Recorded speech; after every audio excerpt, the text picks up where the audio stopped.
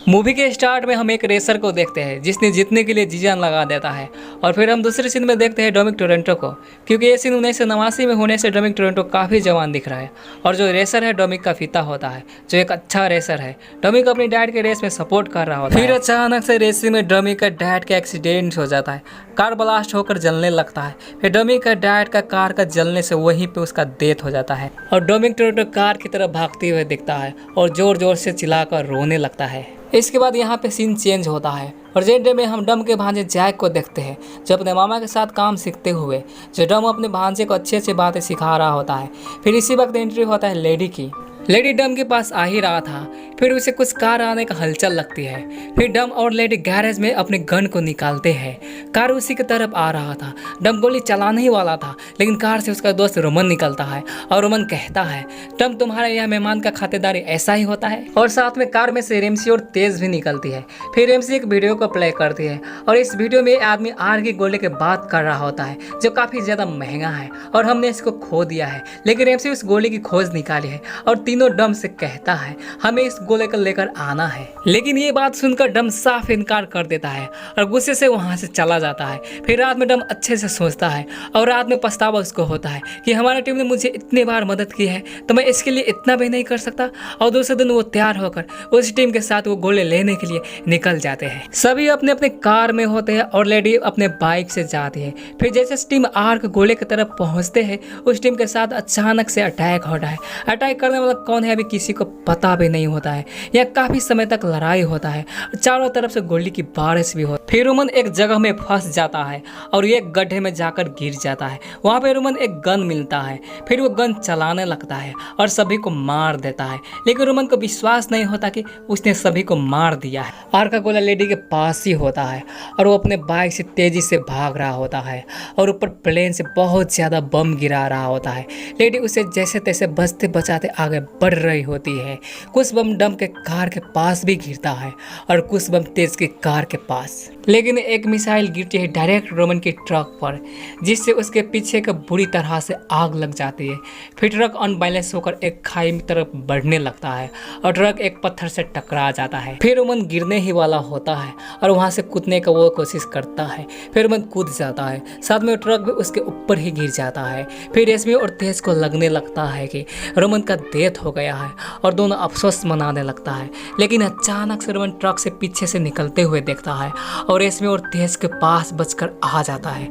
फिर तेज कहता है, तू आदमी है या भगवान है, तू साले मरता ही नहीं। फिर रोमन कहता है, साले तू चुप रहे। और दूसरी तरफ लेडी आर के गोले को बचाने के लिए बचते बचाते आगे बढ़ रही होती है और बहुत मुश्किल में होते हैं, क्योंकि उसकी बाइक के पीछे काफ़ी सारे लोग पड़े होते हैं और अचानक से उसके बाइक में अटैक कर देते हैं और वो बाइक को उड़ाते हुए देखते हैं।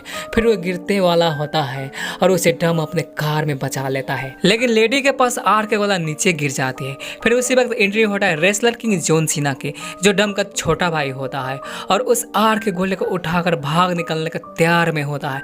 लेकिन डम इससे हार नहीं मानने वाला था और वो उसका पीछा करने लगता है। और दोस्तों उसी समय पे ऊपर से एक प्लेन आता है जिसके अंदर एक मैग्नेटिक पावर होता है। फिर जॉन सीना की कार को उड़ाकर वहां से ले जाता है और यहाँ पे कुछ और भी प्लेन आकर डम की कार पे अटैक करने लगता है। अटैक बहुत ज्यादा होने लगता है, जिससे डम को लगने लगता है अब बचना नामुमकिन है। फिर डम उस कार को खाई में गिरा देता है और वहाँ पे बहुत सारी रस्सियों की मदद से वो दूसरी तरफ पहुंच जाता है। कार तो खाई में गिर जाता है, लेकिन वो उससे बच जाता है। फिर इसके बाद हम अगले सीन में डम की टीम को देखते हैं। उसका टीम डम से पूछते हैं कि वो कौन था जो हमारे ऊपर अटैक कर रहा था। फिर डम बताता है वो मेरा छोटा भाई जैकब था और साथ में बचपन की सारी बातें बताता है। मैं बचपन में कैसा था, मेरी डैड का डेथ कैसे हुआ, साथ में मैं जेल कैसे गया। फिर डम को लगने लगता है कि सब उसी का कारण हो रहा है। फिर अगले सीन में जॉन सीना यानी जैकब को दिखाता है और साथ में साइफर को भी दिखाती है। साइफर फास्ट एंड फ्यूरियस 8 में बच गई थी और वो डम से बदला लेना चाहती थी और इस बदले में जैकब को शामिल कर लेता है और उसे मारने का वादा भी करती है। फिर इसके बाद अगले सीन में डम और मिया को दिखाया जाता है।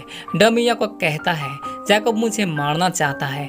फिर मिया उससे कहता है वो ऐसा ही है, वह सिर्फ तुम्हें मारने का कोशिश कर सकता है लेकिन वो तुम्हें कुछ भी बिगाड़ नहीं सकता। फिर अगले सीन में रेमसियो को दिखाया जाता है जो आर्क गोले का परीक्षण कर रहा होता है। फिर उसको इस परीक्षण से पता चलता है कि इस आर्क गोले का मैग्नेटिक पावर है जो उसे अच्छे में समझ रही है। वहाँ डम अपने टीम को कहता है जैकब बहुत ही खतरनाक है, वो इतना जल्दी हार नहीं मानेगा, वह बहुत गुस्से वाला है और वो कुछ भी कर सकता है, इसलिए हम इससे हमेशा तैयार रहना चाहिए। डम कहता है कि सबसे ज़्यादा कार स्पीड के अरेंज करो। फिर इसके बाद तेज और रमन कार स्पीड की खोज में निकल जाते हैं। फिर इसके बाद उन्हें स्पीड वाला कार को पसंद आता है जिसके ऊपर बहुत ज़्यादा सिलेंडर लगे हैं, जिसके इस कार का स्पीड बहुत ही ज़्यादा है। फिर उस कार का वो ट्रायल करते हैं और वो बहुत ज़्यादा तेज़ चलता है और उसी बीच रास्ते में वो ब्लास्ट हो जाता है। और रमन तेज से कहता है इससे ज़्यादा बेस्ट तो हमारी ही कार है, कम से कम उससे जिंदा तो रहेंगे। फिर कुछ इंफॉर्मेशन के बाद डम को पता चलता है कि उससे टीम के साथ जैकब अटैक करने वाला है। फिर इसके उसका टीम का काफ़ी अलर्ट हो जाता है और सारे प्लानिंग करने लगता है और जैकब आता है और उसके ऊपर अटैक करने लगता है। फिर जैकब और डम की फाइटिंग वाले सीन के साथ और मैग्नेटिक पावर वाले कार के खींचने वाले सीन के साथ ये मूवी आगे बढ़ता है। दोस्तों जिस तरह डम को फास्ट एंड फ्यूरियस 8 में साइफर ने काबू में कर लिया होता है, उसी तरह फास्ट एंड फ्यूरियस 9 में साइफर ने जैकब को काबू में कर लिया था। और यहाँ आखिर में जैकब और डम का आमने सामना हो ही जाता है। फिर दोनों एक दूसरे को चैलेंज करते हैं एक दूसरे को मारने के लिए। फिर दोनों प्लानिंग बनाने लगते हैं एक दूसरे को मारने के लिए। फिर यह रोमन और तेज स्पेस वाला सूट पहनते हैं और वो सेटेलाइट से छेड़छाड़ करने लगता है। और हम यहाँ देखते हैं जैकब डम का कार पे अटैक करने लगता है। और दोस्तों यहाँ पे कम से कम 8 to 10 मिनट की ज़बरदस्त लड़ाई है जो आपको इस मूवी से नज़र नहीं हटेगी। और साथ में मैग्नेटिक पावर का इस्तेमाल जिसके कारण सारे मैग्नेटिक दूसरे से चिपक रहा होता है और सारी चीज़ों को तोड़ फोड़ रहा होता है। उसके बाद आपको एक बड़ा सा मॉन्स्टर ट्रक दिखता है जो पूरे टाउन को तहलका मचाया होता है। एक साथ साइफर को पता चलता है कि जैकब और डम मिल चुके हैं और साइफर डम पर अटैक कर कर मारने का कोशिश करता है लेकिन डम बच जाता है। इसके बाद दोनों भाई मिलकर पूरे शहर को बचाते हैं और शहर को बचाने के साथ साथ दोनों भाई अपने टीम मेंबर्स को भी बचाते हैं। और इसी के साथ इस मूवी का यहीं पे समाप्त हो जाता है।